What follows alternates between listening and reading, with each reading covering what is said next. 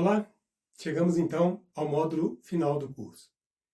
Após conhecer as evidências avassaladoras mostradas aqui, eu espero que você esteja, tanto quanto eu, convencido da realidade das EQMs como fenômenos espirituais autênticos.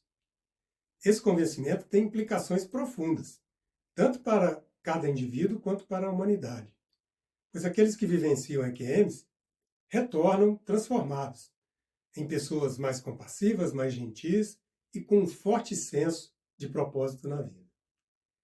Essa transformação é perene e, melhor, pode ser compartilhada por aqueles que não passaram pela experiência, mas que estudam os relatos. Já foi dito por um estudioso de EQMs que elas são como um vírus benigno, com elevada capacidade de contaminação. E isso é bom, porque se mais e mais pessoas adotam esses mesmos sentimentos, o mundo pode mudar rapidamente para melhor. Podemos até pensar que o aumento global de relatos de EQM, ocorrido nos últimos 50 anos, seja um chamado do universo para uma evolução coletiva, tentando impulsionar a humanidade a um novo patamar de consciência, mais centrado em amor e igualdade. A teoria da ressonância do campo mórfico, de Rupert Sheldrake, sugere que padrões de comportamentos podem se espalhar espontaneamente, o que significa que um número crescente de pessoas inspiradas por essas experiências iria acelerar ainda mais essa mudança global. Embora alguns possam pensar que os relatores de EQM são pessoas privilegiadas por obterem certezas sobre a vida após a morte, na verdade, nós também podemos nos considerar privilegiados, pois podemos aprender com esses relatos sem passar por ameaças à nossa existência. E com todos os privilégios, esse vem com uma responsabilidade. Devemos nos esforçar para aplicar os ensinamentos das EQMs em nossa vida e evitar idealizar que aqueles que passam por essa experiência sejam seres mais evoluídos. Cada um tem sua própria responsabilidade por sua evolução, que não depende de nada externo a nós, mas somente de nós mesmos. Resumindo, experiências espirituais por si só não nos transformam em seres perfeitos da noite para o dia. Ainda precisamos fazer o trabalho árduo de domar o ego humano e integrar essas visões e compreensões espirituais na prática da vida. Se fixarmos a atenção apenas nos aspectos maravilhosos e interessantes das histórias de EQM, sem fazer o trabalho de transformação íntima, estaremos apenas substituindo a muleta dos dogmas religiosos por outra muleta que, embora mais sofisticada, ainda seria uma muleta. Então devemos ouvir as histórias, compreender a sabedoria que há nelas e tentar empregar essa sabedoria em nossa vida cotidiana, que é o mesmo que fazem aqueles que passam pela experiência. Para isso, como sugestão minha, acho que podemos nos esforçar praticando as seguintes lições no nosso dia a dia. Não temer a morte, mas compreendê-la como parte da vida, que continua sempre. Independente de nossas crenças anteriores, desenvolver uma religiosidade voltada para o amor e conexão, em vez de doutrinas ou denominações separatistas. Apreciar a vida, reconhecendo cada dia como uma dádiva e encontrando alegria nas pequenas coisas. Os dias mais comuns são, na verdade, os mais extraordinários. Compreender e aplicar que o amor é o valor mais essencial da vida. Atos simples de bondade são profundamente significativos. Estamos aqui para amar e servir aos outros. Compreender que cada pessoa tem um propósito único na vida e que ele é tão importante como os nossos próprios propósitos. Não julgar nunca. Acreditar que a vida continua além da morte. A forma como vemos a morte determina como vivemos a vida. Aprender que posição social e riqueza não são importantes. Vamos chegar no pós-vida apenas com aquilo que levarmos no coração e seremos questionados apenas quanto a isso. buscar conhecimentos sempre e cada vez mais. Conhecimentos ampliam a nossa capacidade de perdoar e, com isso, ter um coração mais leve. Enfim, só existe um processo que é amar incondicionalmente. E só existe uma necessidade, que é perdoar completamente.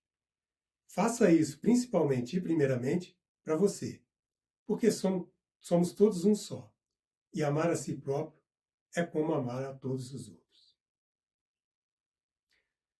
Assista agora alguns vídeos que eu produzi para divulgação na página do meu livro, Volte, Não É Sua Hora. Depois eu voltarei aqui para uma palavra final.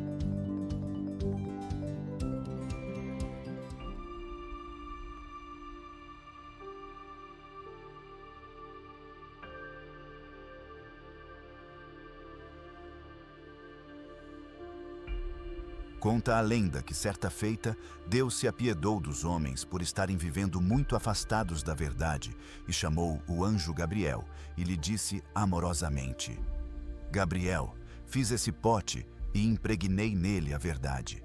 Aquele que beber da água deste pote conhecerá a verdade. Leve-o à terra e entregue-o aos homens. O poderoso anjo, feliz com a notícia, apressou-se em ir para a terra com a grande novidade.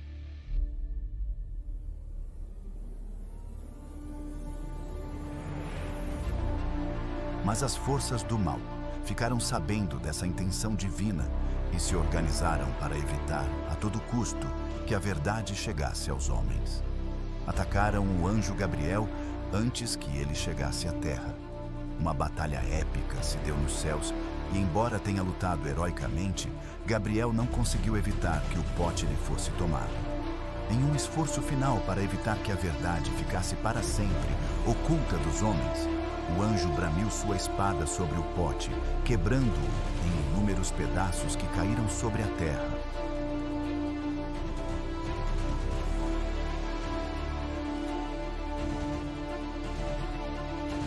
Desde então, os homens não têm acesso à verdade, mas somente a esses insignificantes fragmentos, que são caquinhos da verdade. Deus não tentou desfazer essa má ação das forças do mal, porque viu que ela acabou trazendo um benefício, o de ensinar aos homens a serem colaborativos entre si, pois cada um que encontrar um caquinho da verdade deve juntar seu fragmento a outros, para juntos reconstituírem toda a verdade.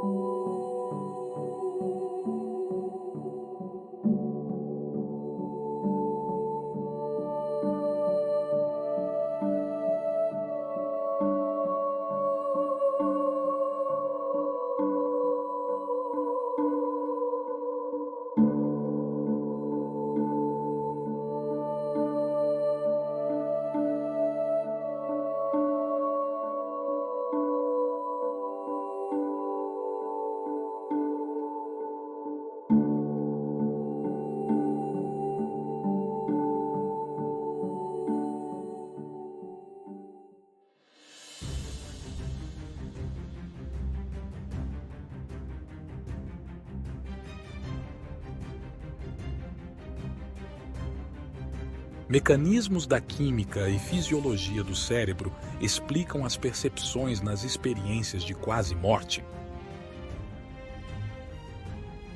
Não. Mesmo em relação ao estado de consciência normal e desperta, não é possível fazer uma ligação entre atividade cerebral e pensamento. A neurociência não conseguiu estabelecer essa ligação e não há nem mesmo uma teoria tentativa para isso. Além disso, a maior parte das EQM ocorre em um momento em que a pessoa está sem nenhuma atividade cerebral detectável por aparelhos. As experiências de quase morte provam a existência da alma? Se essa pergunta é feita tendo em vista o critério experimental, dentro do modelo científico de hipótese, experimento, conclusão, a resposta é não, porque alma e consciência são conceitos imateriais e não podem ser abordados por experimentos laboratoriais como a ciência é feita. Mas, filosoficamente falando, o conjunto de relatos forma um contexto de evidências muito robusto em favor da existência de uma consciência independente do corpo, que pode se igualar ao conceito de alma. Essa análise filosófica é feita no livro Volte, não é sua hora.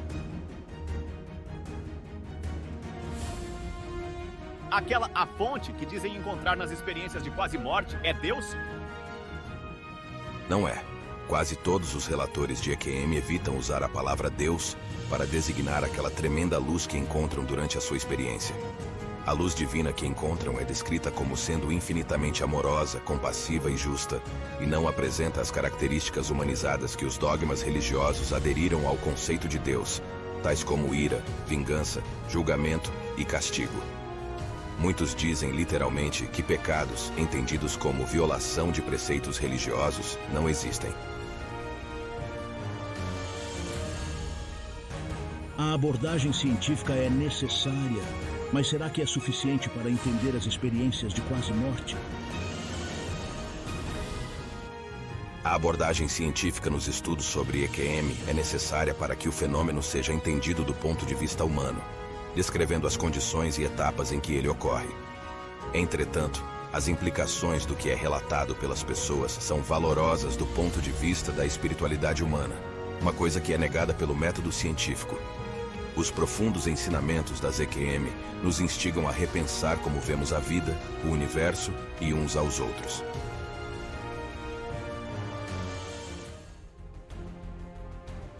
Se alguém lhe disser que a ciência afirma que a consciência é produto do cérebro, você pode responder que ela precisa se atualizar. Porque há muitos cientistas que afirmam o contrário. Pode-se dizer que a ciência está vivenciando uma mudança de paradigma, pois as evidências se acumulam. Veja alguns exemplos de livros escritos por cientistas.